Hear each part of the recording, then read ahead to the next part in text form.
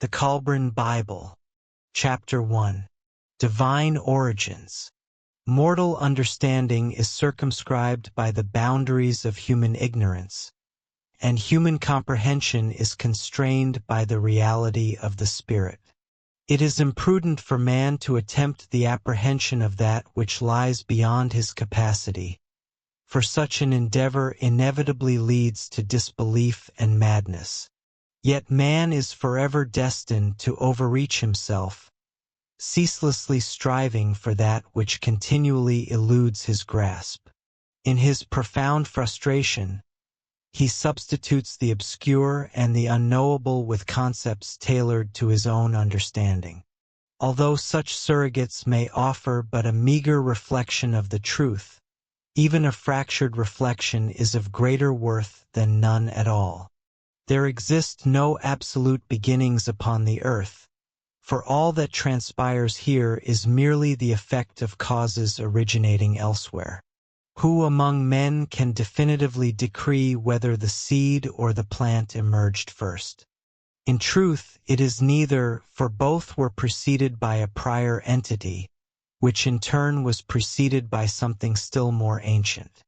There shall always exist predecessors, until all lineage traces back solely to God. Thus it is inscribed within the great book of the sons of fire. Before the inception of all things, there existed but a solitary consciousness, that of the Eternal One, whose fundamental essence defies description.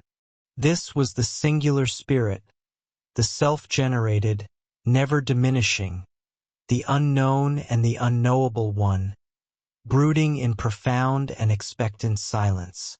No spoken appellation can encapsulate this being who remains nameless, the genesis and the culmination of all existence, transcending both time and mortal reach, whom we simply call God. He who preceded all things dwelt alone within his wondrous abode of uncreated light, a radiance that can neither be extinguished nor perceived by any comprehending eye.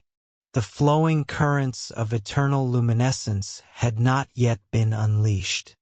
He possessed knowledge solely of himself. He existed devoid of contrast, incapable of revelation in the absence of form, for all within him resided as unrealized potential. The circles of eternity had not yet been woven, nor cast forth to become the unfolding epochs of substance. They were to commence in God and ultimately return unto him, fulfilled in infinite multiplicity and form. The earth was not yet forged. The firmament possessed no winds. No mountain had yet ascended, and no river had yet flowed. All remained formless, immutable, silent, still, and enveloped in absolute darkness. No name existed, and no destiny had yet been intimated. Eternal repose grew intolerable, and unexpressed potential fermented into frustration. Into the timeless void entered divine solitude, and from it arose the volition to create, that God might know and manifest himself. Thus was engendered the love of God. He conceived and brought forth within himself the universal womb of creation, cradling the eternal essence of the slumbering Spirit. That very essence was agitated by a ripple within the divine mind, and a creative thought emerged. This begot power, and from such power emanated light. That illumination coalesced akin to a mist of imperceptible dust. Infused by the Spirit of God, it bifurcated into dual energies and, agitating the chaos within the universal womb, spun into a whirling substance. From this act, much like sparks leaping from a forge, sprang inexhaustible multitudes of spirit minds, each endowed with its own creative force. The activating word was pronounced, its echoes reverberating still, and a stirring commenced that shattered the primordial stillness. A decree was issued and thereby became the everlasting law. Thenceforth all action was governed by ordered rhythm, and the profound silence was conclusively broken. The law established a demarcation between the coalescing chaos and God, delineating the boundaries of the eternal spheres. Time ceased its slumber upon the bosom of the divine, for where once all lay in stillness, there was now mutation, and such mutation birthed time. Within the universal womb there now existed heat, substance, and life, all encompassed by the word that constitutes the law.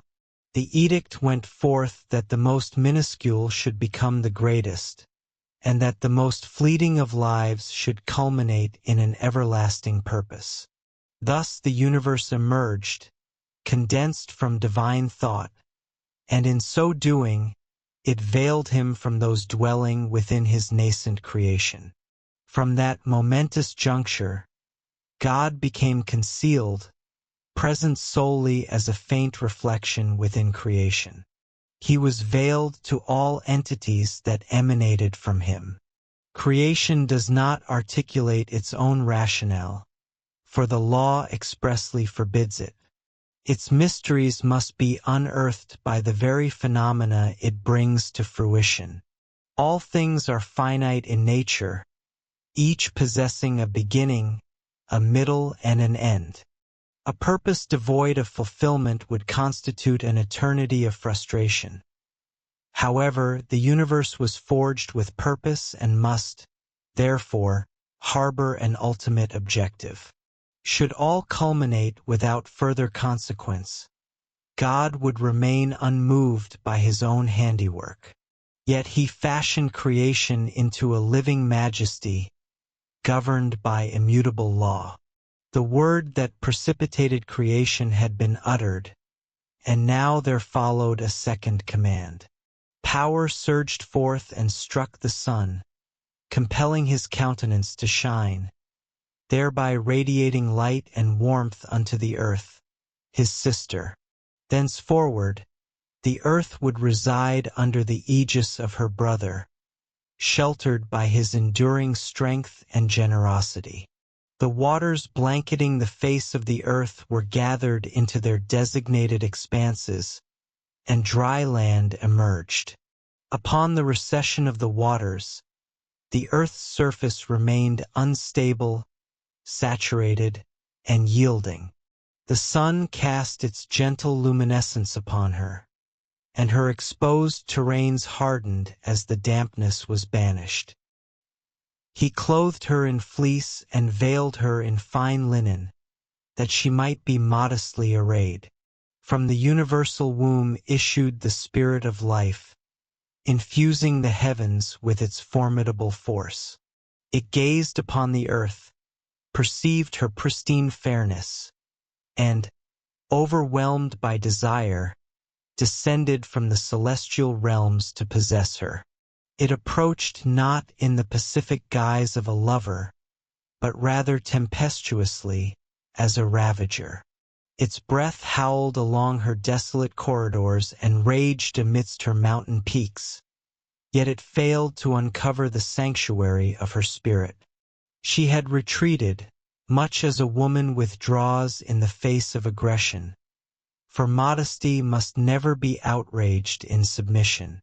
Nevertheless, she yearned for its embrace, for among all the radiant company, she alone was supremely honored.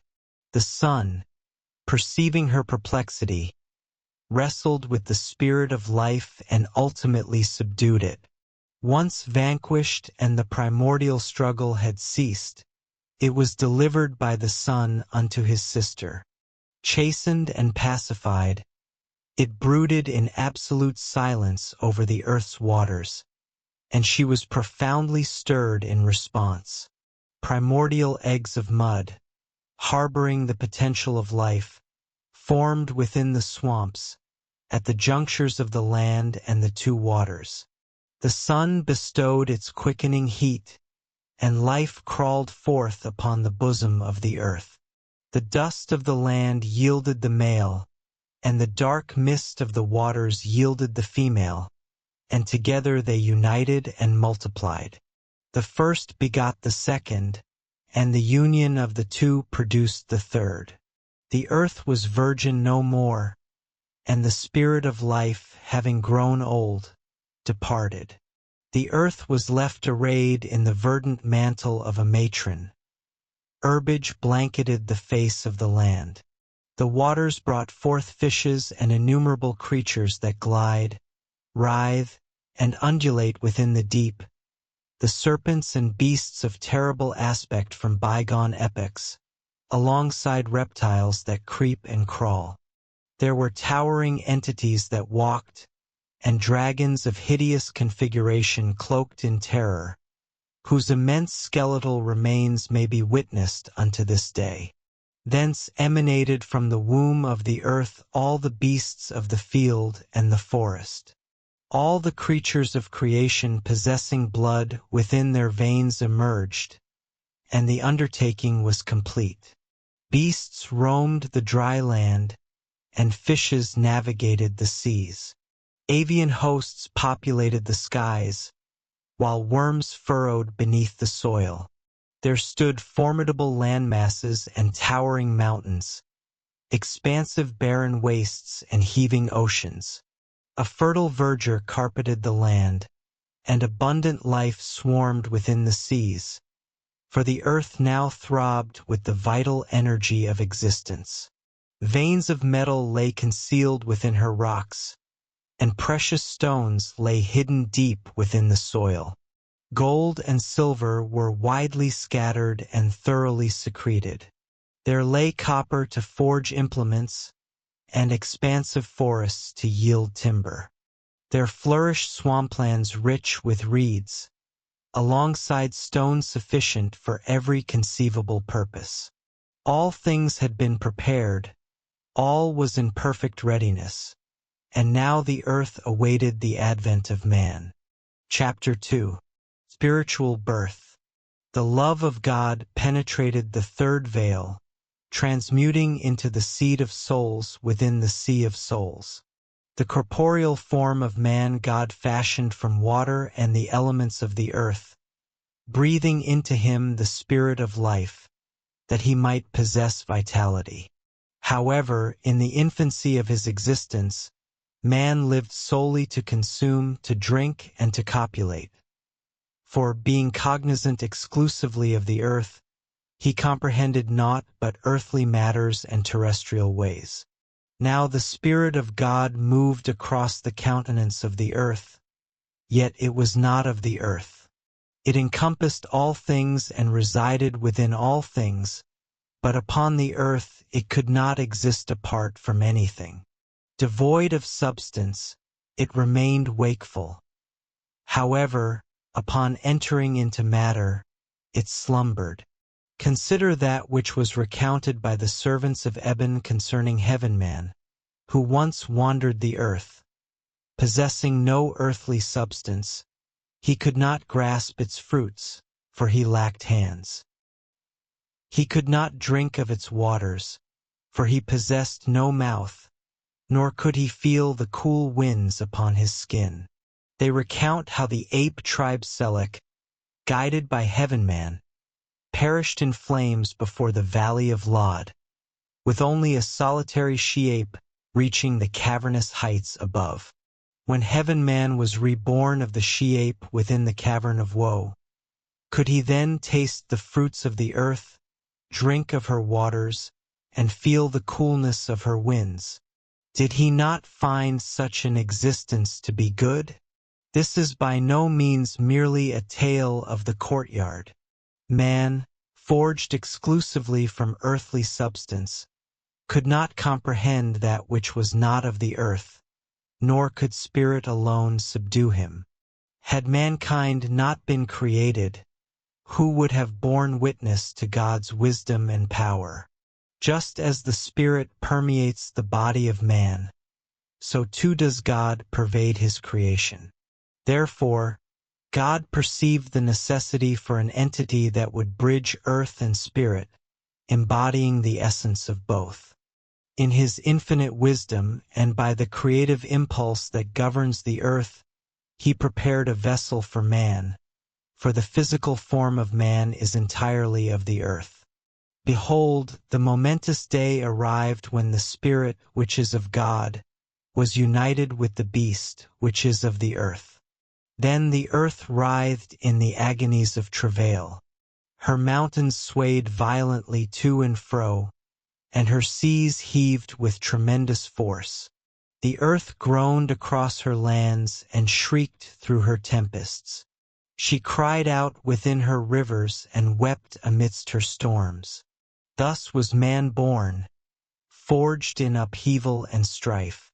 He emerged in wretchedness and tumult, the offspring of a deeply distraught earth. All was cast into discord. Snow descended upon the scorching wastelands, ice enveloped the fertile plains, and forests were swallowed by burgeoning seas.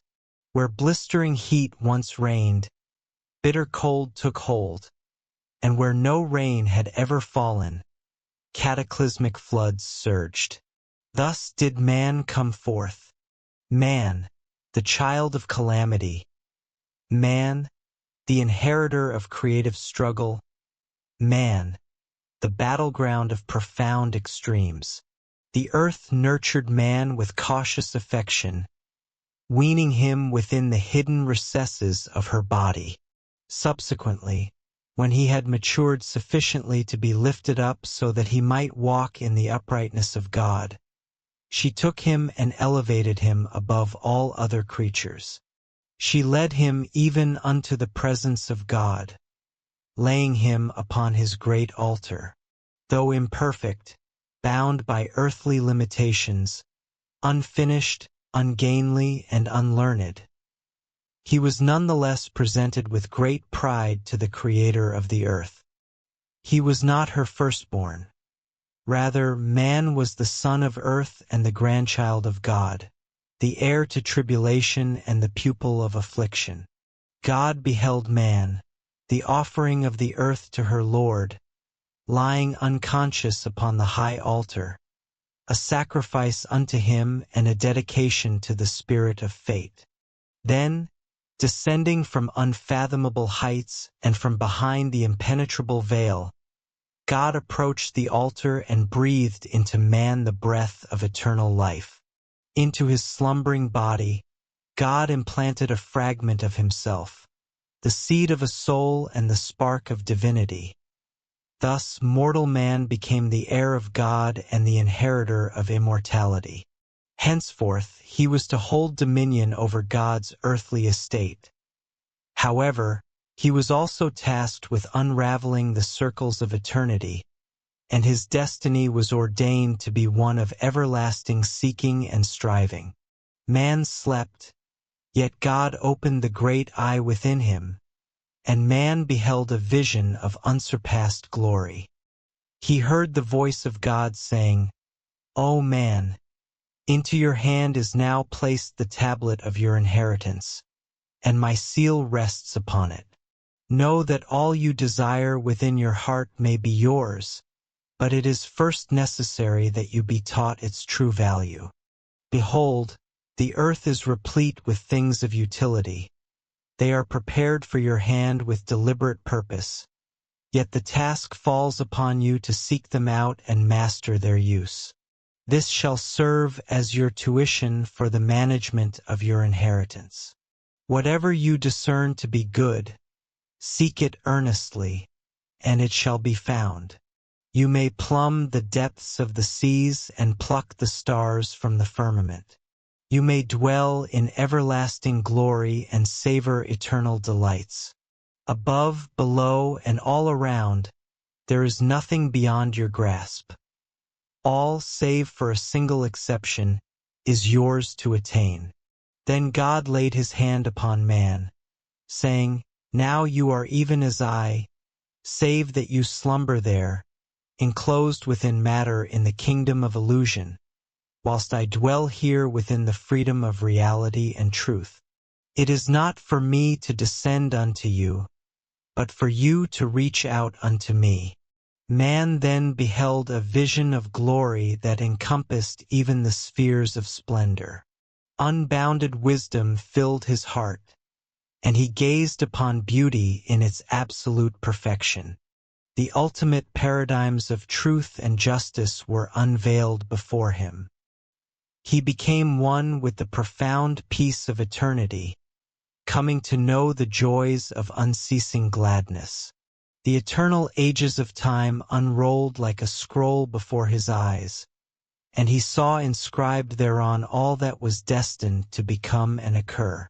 The great vaults of heaven were opened unto him, revealing the everlasting fires and the unconsumable powers that strove within.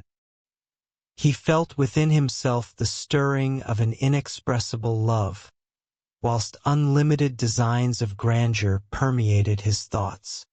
His spirit ranged unhampered across all the spheres of existence. He was, in that moment, even as God himself, comprehending the profound secret of the 7 spheres within the 3 spheres. Then God lifted his hand from man, and man was left entirely alone. The great vision departed and he awoke. Only a dim and elusive recollection, nothing more than the fleeting shadow of a dream, remained. Yet deep within his slumbering soul, a spark of remembrance endured, generating within man a restless longing for he knew not what. Henceforth, man was destined to wander in discontent, seeking something he intuitively felt he knew yet could not see. An elusive essence that continually evaded him, perpetually goaded him, and forever tantalized his spirit. Deep within his being, man knew that something greater than himself was forever with him and intimately part of him, spurring him onward to greater deeds, grander thoughts, and loftier aspirations.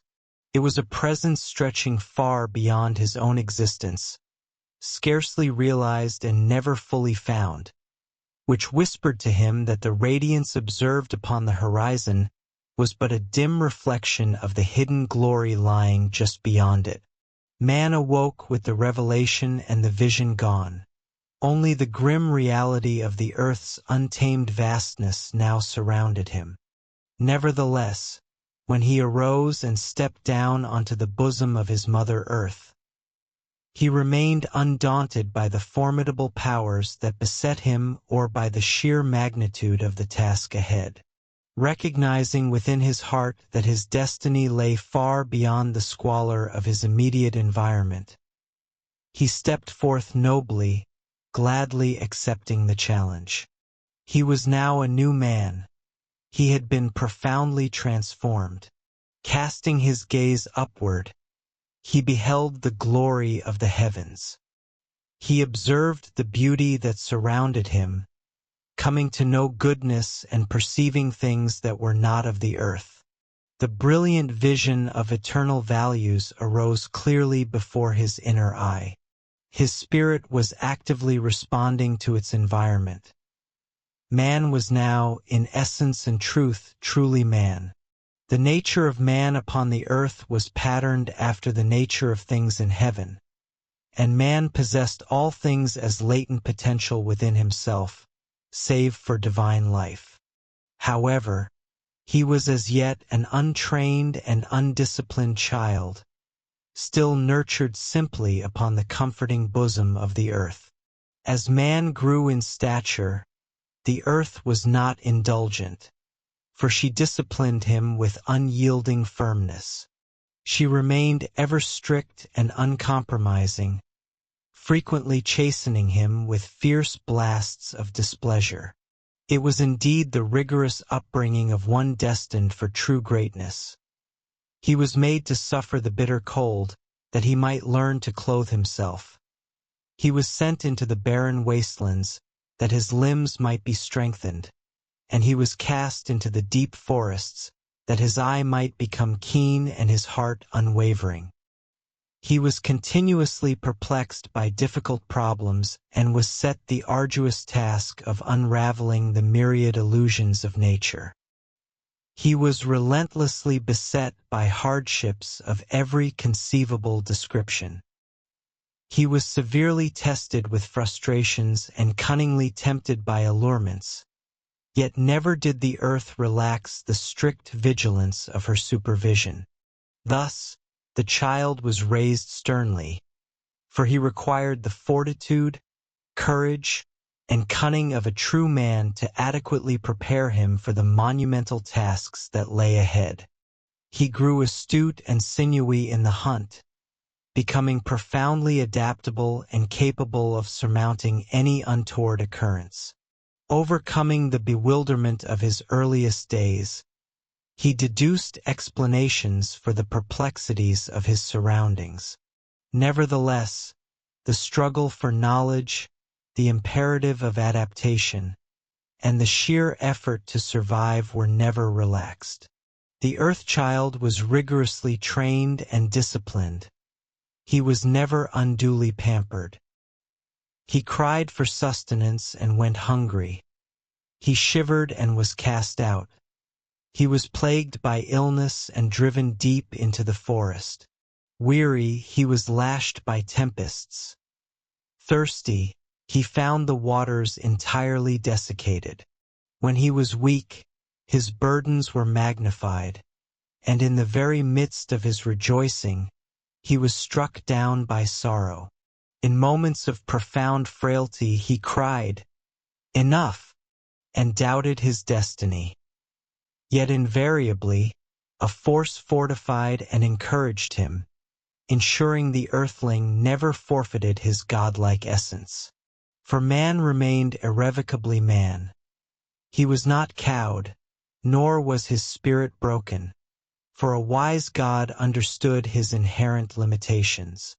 As it is inscribed within the wisdom of men, excessive chastisement is as detrimental as no chastisement whatsoever. Yet man was rarely chastised. Rather, he was tried, tested, and challenged. He was guided, prodded, and urged onward, though nothing was ever inflicted unnecessarily. The seeming imperfections of earth, the hazards and inequities of life, the cruelty, harshness, and apparent indifference to suffering and affliction are entirely illusory. In truth, the earth is absolutely perfect for its intended purpose. It is merely the ignorance of that grand purpose which renders it seemingly imperfect. Where might one find a wiser father than the Spirit of God, or a more nurturing mother than the earth? Whatever man is presently, he owes entirely to these. May he learn to be duly grateful. Above all, let him never forget the profound lessons gleaned from his upbringing. Chapter 3. Reborn Earth.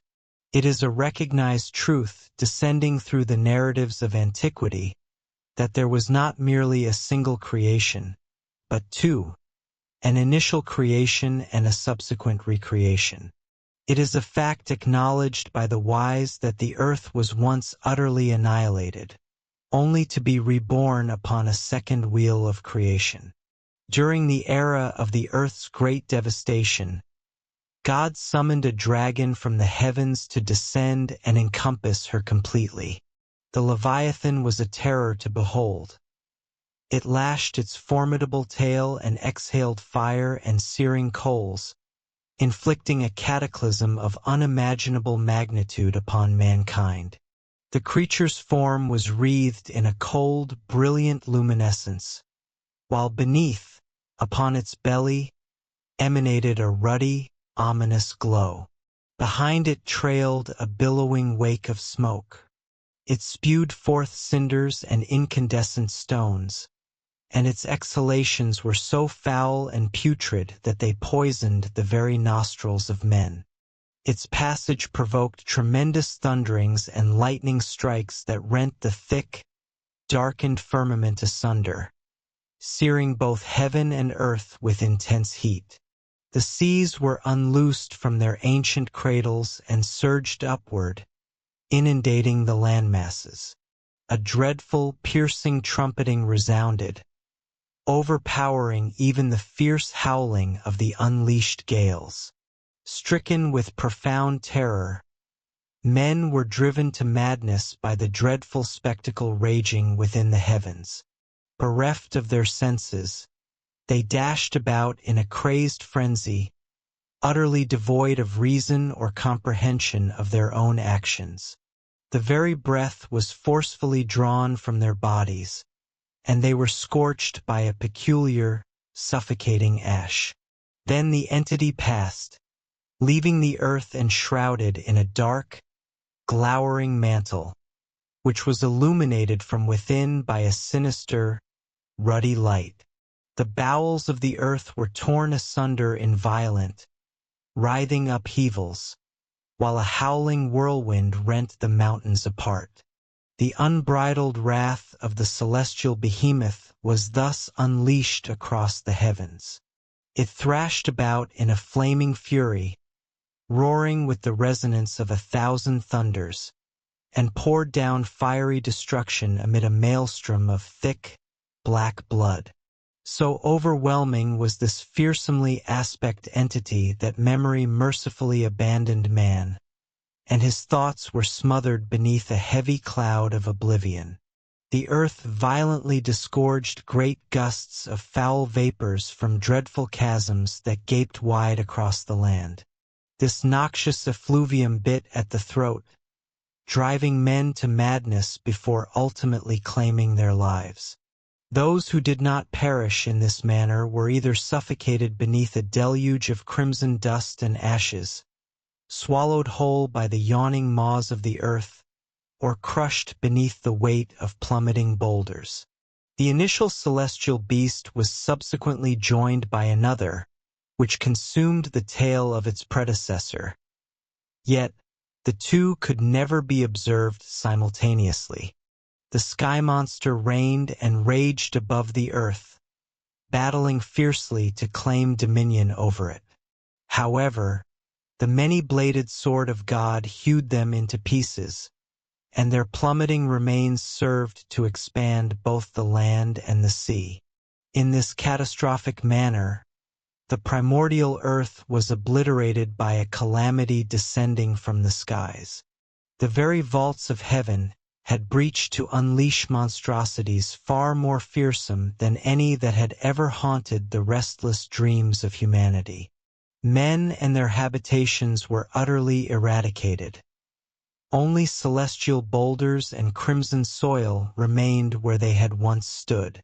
Yet, amidst this profound desolation, a few managed to survive, for mankind is not easily extinguished. They crept tentatively from their cavernous refuges and descended from the shattered mountainsides.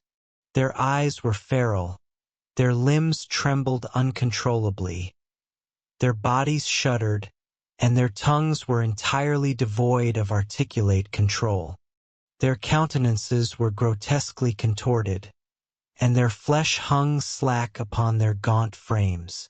They resembled maddened beasts driven into an enclosure by advancing flames. They knew no law, having been stripped of all their former wisdom, and the guides who had once led them were now gone. The earth, the solitary and true altar of God, had offered up a monumental sacrifice of life and sorrow to atone for the transgressions of mankind. Man had not sinned purely through his deeds, but rather through those essential actions he had neglected to perform. Indeed, man suffers not merely for what he commits, but equally for what he omits. He is penalized not simply for making errors, but for his profound failure to recognize and rectify them. Eventually, the vast canopy of dust and cloud that encompassed the earth, enshrouding it in impenetrable darkness, was pierced by a ruddy light. This canopy then cascaded downward in torrential cloudbursts and raging storm waters.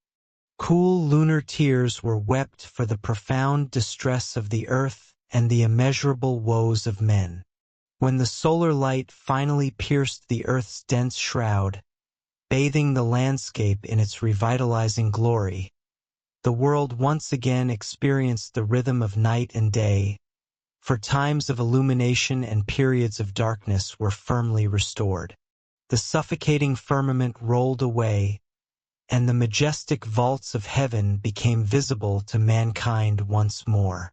The corrupted air was thoroughly purified, and a fresh atmosphere enveloped the reborn earth, shielding her from the dark, hostile void of the cosmos. The unyielding rainstorms ceased to batter the face of the land, and the turbulent waters gradually stilled their fury. Seismic upheavals no longer rent the earth asunder, nor was she continually scorched and entombed by molten rocks. The landmasses were re-established in profound stability and solidity, standing resolute amidst the surrounding oceanic expanses. The oceans receded to their divinely appointed boundaries, and the land stood steadfast upon its ancient foundations. The sun cast its radiance upon both land and sea, and life was miraculously renewed across the face of the earth. Rain fell with gentle grace once more, and fleece-like clouds drifted serenely across the daytime skies. The waters were wholly purified, the heavy sediments sank to the depths, and life proliferated in glorious abundance. Although life had been renewed, it possessed a fundamentally different nature. Man had survived, yet he too was irrevocably altered. The sun no longer appeared as it once had, and a celestial moon had been entirely stripped away. Man stood in the very epicenter of this profound renewal and regeneration. He gazed upward into the heavens with lingering trepidation, ever fearful of the dreadful powers of destruction that continued to lurk within the celestial expanse. Henceforth, the seemingly placid skies would harbor a terrifying, unspoken secret. Man found the newly forged earth to be steadfast, and the heavens resolutely fixed. Though he rejoiced, a profound fear persisted. He lived in constant dread that the heavens might once again spawn monstrosities and crash down upon his fragile existence. When humanity finally emerged from its subterranean hiding places and desperate refuges, the world their forefathers had known was undeniably lost forever. The very countenance of the land was irrevocably altered, and the earth lay strewn with rocks and debris that had plummeted when the celestial structures collapsed. An entire generation groped blindly through the enduring desolation and gloom. Yet, as the impenetrable darkness was gradually dispelled, their descendants firmly believed they were bearing witness to a nascent creation. As time elapsed, ancestral memories inevitably dimmed, and the historical record of those catastrophic events became increasingly obscured. Generation followed successively upon generation, and as the vast ages unfolded, novel tongues and emerging mythologies entirely supplanted the old. Chapter 4. Law and Judgment. This originates from the scroll of Caribal Pachtherman, who recorded, "The forebears of all human nations were once a unified people, and they were the elect of God, who delivered the entirety of the earth unto them. All the inhabitants, the beasts of the field, the creatures of the wastelands, and every growing entity. They resided for enduring epochs in domains of peace and abundance. Certain among them strove with greater vigor and exhibited superior discipline, for their ancestors had traversed the profound, dark void. Their aspirations were directed toward the divine, and they were denominated the children of God. Their territory was undulating and heavily forested. It was exceedingly fertile, coursed by numerous rivers and wetlands. Imposing mountain ranges stood to the east and to the west, while the north harbored a vast, stony expanse.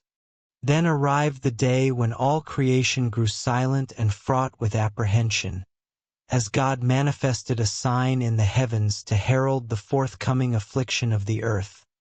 And this sign was an anomalous star.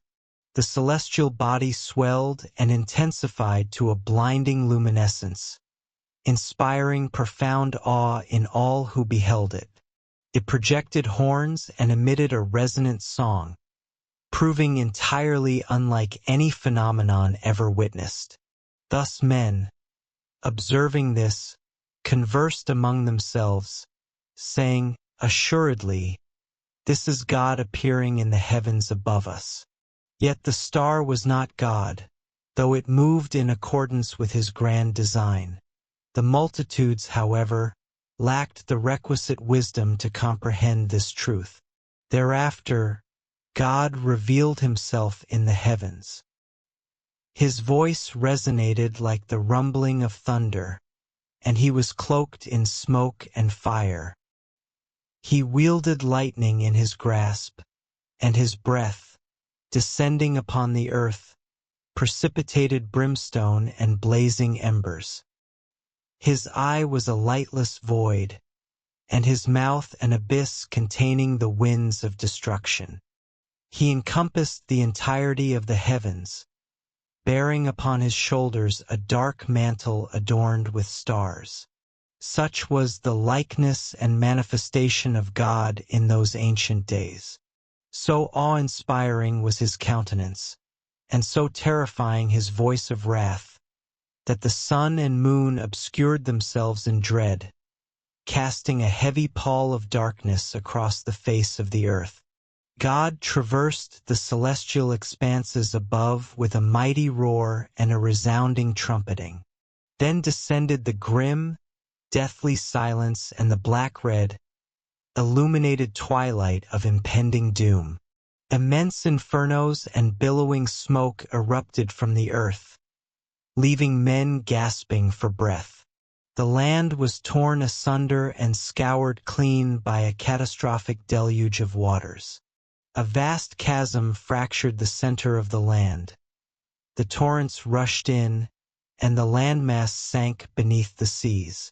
The eastern and western mountains were cleaved apart, rising precipitously amid the raging waters. The northern terrain tilted and capsized upon its side. Then, once more, the tumult and clamor subsided, and absolute silence reigned. Within that eerie stillness, madness erupted among humanity. Frenzy and discordant shouting saturated the air. They set upon one another in acts of senseless, wanton bloodshed, sparing neither woman nor child, for they possessed no understanding of their own actions. They ran blindly, hurling themselves toward destruction. Fleeing into caves, they were entombed, and seeking refuge in the trees, they were hanged. There occurred rampant violation, murder, and violence of every conceivable nature. The torrential waters receded, leaving the land purged and desolate. Rain battered down ceaselessly, accompanied by tempestuous winds. The surging floods overwhelmed the land, and man, along with his flocks, his cultivated gardens, and all his monumental works, ceased to exist. A remnant of the populace found salvation upon the mountainsides and upon drifting debris, yet they were cast far apart across the expanse of the earth. They battled for survival in the territories of barbarous peoples. Amidst bitter cold, they endured within caves and sheltered alcoves. The land of the little people and the land of giants, the land of the necklace ones and the land of marshes and mists, as well as the lands of the east and west, were entirely inundated. Only the mountain land and the lands of the south, territories of gold and colossal beasts, remained unvanquished by the waters. Mankind was plunged into distraction and despair. They repudiated the unseen God, the orchestrator behind all creation, in favor of a phenomenon they had witnessed and recognized through its physical manifestation. In those times, they were lesser than children, incapable of grasping that God had afflicted the earth out of profound wisdom rather than caprice, acting for the ultimate benefit of humanity and the correction of its errant ways. The earth does not exist merely for human gratification, but serves as a crucible of instruction for the soul. A man more readily perceives the stirrings of his spirit when confronted by disaster than while reposing in the lap of luxury. The education of the soul is an extended and rigorous regimen of instruction and discipline. God is inherently good, and from goodness, evil cannot emerge. He is perfect, and perfection is incapable of engendering imperfection. It is solely the limited comprehension of man that perceives flaws in that which is perfectly tailored to its purpose. This grievous tribulation of mankind constituted yet another of his formidable trials. He faltered, and in his failure, pursued the avenues of unnatural deities of his own fabrication. Man constructs gods merely by assigning them names, but what true benefit can be derived from such an endeavor? Evil infiltrates the midst of humanity, spawned by the very fears and ignorance of men. An evil man devolves into an evil spirit, and whatever malevolence exists upon the earth originates either from the wickedness of spirits or the depravity of men. Chapter 5. Fall from Meruah. Now the children of God were sculpted by the hand of God, which is designated as On, and it manifested in accordance with their innermost desires. For all living entities are shaped by the influence of On. The fox, shivering in the frigid realms, yearns for warmth, and consequently, its offspring are endowed with thicker coats. The owl, navigating clumsily in the darkness, longs to perceive its prey with greater clarity, and through generations of such longing, the desire is ultimately fulfilled. On dictates the essence of all things, for every entity undergoes transformation beneath its supreme law. Mankind, too, is shaped by its desires. However, unlike the beasts and birds, human yearnings are strictly circumscribed by the laws of fate and destiny, alongside the law of sowing and reaping. These desires, thus modified by universal laws, are termed enidvedu.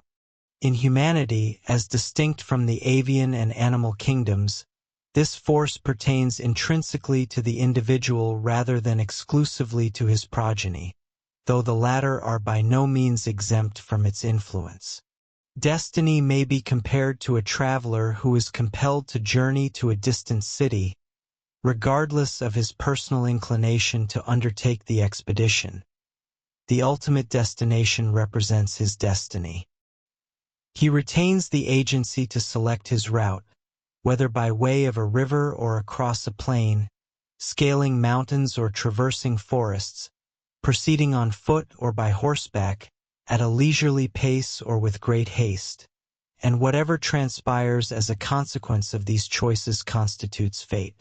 Should a tree fall upon him because he elected to traverse the forest path, it was fated, for chance is an inherent element of fate. Destiny affords no alternative. Fate offers a limited array of choices, which may prove either auspicious or detrimental, yet it remains inescapable. That which is fated must inevitably occur, for at no juncture can there be any retreat. The circumstances, enidvedu, of the traveler must conform to the law of sowing and reaping. He may journey in comfort or in agony, happily or sorrowfully, with strength or in frailty, heavily burdened or lightly encumbered, well-prepared or woefully ill-equipped. When the destination is established in accordance with the degrees attained in a former existence, the circumstances of the journey ought to harmonize with the individual's desires. For what purpose is served in aspiring to a magnificent destination when the law of sowing and reaping dictates that an insufferable burden must be borne along the way? It is infinitely more prudent to harbor humbler aspirations. The decrees of fate are manifold. The decrees of destiny are few. In the epoch when the earth was young and the race of man remained in its infancy, verdant, fertile pastures graced the territories that are presently reduced to sand and barren wastelands. At the heart of this region lay a garden land situated against the perimeter of the earth, extending eastward toward the rising sun, and it was designated Marua, signifying the place of the garden on the plain. It nestled at the base of a mountain that was cleft at its summit, from which cascaded the river Tardena, providing sustenance to the plain. From the opposing flank of the mountain flowed the river Kel, which nourished the plain throughout the territory of Kael'dan. The river Nara coursed westward before reversing its trajectory to encircle the garden land. It was an exceedingly fertile domain, for from the soil sprouted every species of tree beneficial for sustenance and every tree pleasing to the eye. Every edible herb and every flowering plant flourished within its bounds. The tree of life, known as glacier, bearing leaves of gold and copper, stood within the sacred enclosure. There, moreover, was the great tree of wisdom, yielding the fruits of knowledge that granted the discernment and capacity to distinguish truth from falsehood. It is the selfsame tree that may be read just as men read a book. Present also was the tree of trespass, beneath whose boughs flourished the lotus of rapture, while in the center lay the place of power, wherein God made his presence manifest. As time elapsed, the children of God grew resolute and upright beneath the tempering hammer of God, and earth, the anvil of God, became more hospitable. All was agreeable and sustenance abundant. However, existence grows wearisome in such realms, for it is contrary to the nature of mankind to truly flourish under such effortless circumstances. Earth is not intended for pleasurable dallying. Rather, it is a crucible of instruction, trial, and testing. The children of God were not yet the heirs of God, nor the inheritors of godhood, yet there existed one among them who had nearly fulfilled the pilgrimage of Enidvedu. He had unraveled the tangled skeins of fate and navigated the tumultuous seas of existence to the myriad ports of destiny. Having settled the debts of sowing and reaping, he stood triumphant over Enidvedu. He was Fanvar, the son of Amma and Adam. Possessing immense wisdom and encompassing knowledge, he perceived mysteries and concealed truths hidden from the gaze of other men. He beheld the dawn and the dusk in all their splendor, yet he yearned for attainments unrealizable within the realm wherein he dwelt. Thus, because he walked with God, he was singled out from among his kindred and brought unto Marua, the garden place. He journeyed thither across mountains and desolate wastelands, arriving after many days of travel. Weary and nearing death due to the privations he had endured, he could scarcely reach the revitalizing waters, from which he drank deeply. Then, overcome by exhaustion, he slumbered. In his slumber he dreamed, and this was the manner of his dreaming. He beheld before him a being of indescribable glory and majesty, who said, "I am the God above all, even above the God of your people.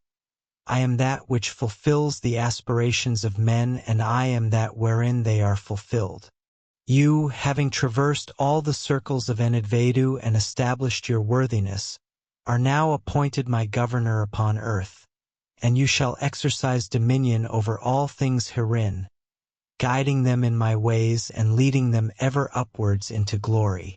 This shall be your labor, and, behold, here is your reward. A nebulous mist appeared to gather about the glorious being, enshrouding him so that he was no longer visible. Subsequently, the mist gradually dispersed, and the man observed another form emerging.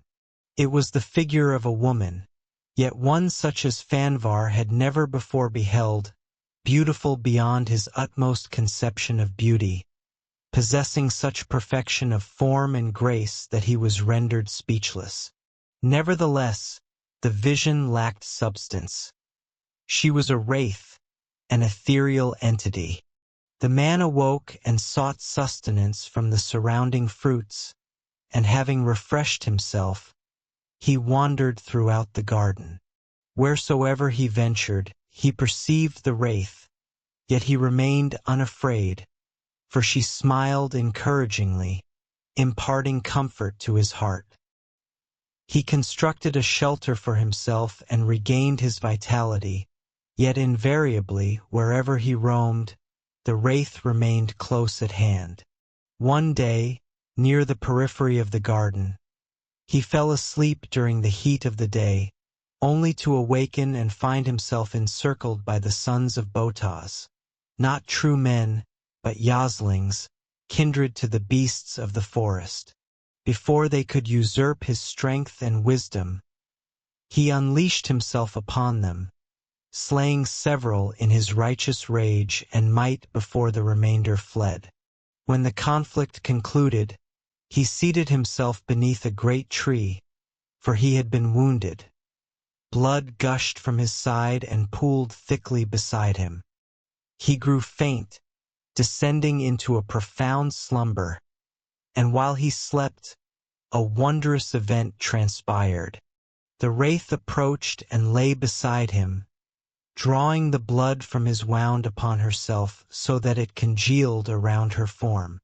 Thus the spirit being became clothed in flesh, born of the congealing blood, and, being sundered from his side, she arose a mortal woman. In his heart, Fanvar found no immediate peace owing to her resemblance to the ethereal vision. However, she was gentle, ministering to him with profound solicitude, and, possessing great skill in the healing arts, she restored him to wholeness. Therefore, when his strength had returned, he crowned her queen of the gardenland, and she was known as such even by our forebears, who named her Gula, though Fanvar called her Arua, signifying helpmate. In our tongue, she is titled the Lady of Lanavid. Now, God enlightened Fanvar concerning the woman, declaring, "This woman was drawn from her compatible abode within a realm of beauty through the yearning aspirations of men. Her advent accomplishes that which would otherwise have required countless generations, for earth is more suited for men to learn manly virtues than for women to learn womanly graces. This woman is not as other women, being in no way akin to yourself. Every hair upon her head is distinct from that of a man, and every drop of her blood and every particle of her flesh is entirely that of a woman, utterly unlike that of a man. Her thoughts and desires differ fundamentally. She is neither coarse nor uncouth, originating entirely from another, more refined realm. Her daughters shall walk with pride, endowed with every womanly perfection and grace. Delicacy, modesty, and charm shall be the exquisite jewels that enhance their womanliness. Henceforth, man shall be truly man, and woman shall be truly woman. Men girded with manliness, and women clothed in womanliness. Yet they shall walk together, hand in hand, toward the ascending glory that lies before them, each serving as the helpmate and inspiration of the other.